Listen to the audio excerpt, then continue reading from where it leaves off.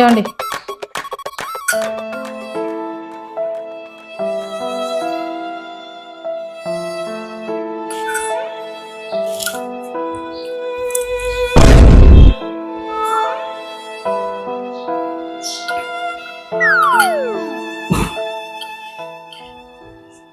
పెళ్లి చూపులప్పుడు మా మామ అన్నాడు, నా కూతురు వంటలు తింటే స్వర్గంలో తేలుతానట్లుంటుంది అని. నిజమే, ఇది తింటే సచ్చి స్వర్గానికి పోతాను నరకానికి పోతానో తెలీదు.